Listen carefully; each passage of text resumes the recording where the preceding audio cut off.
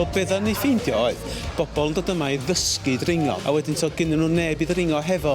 Oedden nhw'n talu arian i gael y cwrs a bydd soddi amser i wneud o, a wedyn so ni'n gweld nhw eto, a mae hynny'n bechod mawr ysdi.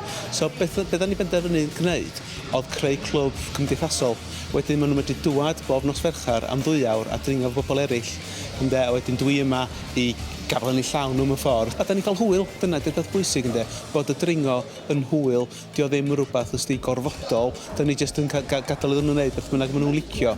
A wedyn be ffeindi di ydy, ysdi fel mae'r hyder yn dŵad, maen nhw wedyn eisiau gwneud pethau cletach. Mae'r ysfa yna, ond maen nhw jyst eisiau help, jyst i gymryd y camau cynta, So mae di gweithio, mae di fod yn llwyddiannus iawn, dwi'n siŵr bod ni'n gwneud hyn wan ers 3 blynedd, a mae rhai o'r rhai wreiddiol dal i ddŵad, ti'n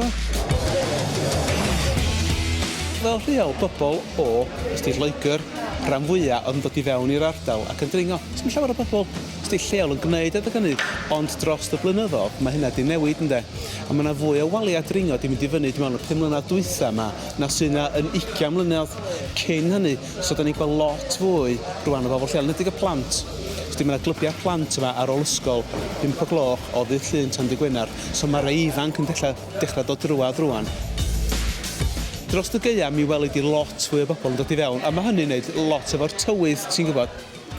Ond hefyd, mae yna gystadleuaeth, maen nhw'n rhaid dringfeydd newydd i fyny bob wsos. A'r bwriad ydy bod chi'n dringo gymaint ohonyn nhw a bosib.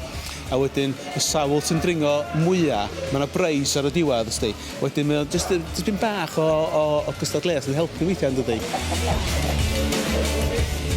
O'n i ddim bach yn hynach yn dod i fewn i ddringo, ond o'r diwrnod cyntaf nes i ddechrau dringo, dwi'n mynd i edrych yn ôl. Mae dim da fi dros y byd. Ti'n fod, yn ystod y rha, yn ystod y gaea, wahanol wledydd, mae yna gymaint ar gael i ti. Mae'n agoriad llygad i unrhyw berson sydd efo ysfa i gael go. A dyna di'r cam mwyaf, ydy'r cam cyntaf, jyst cael go.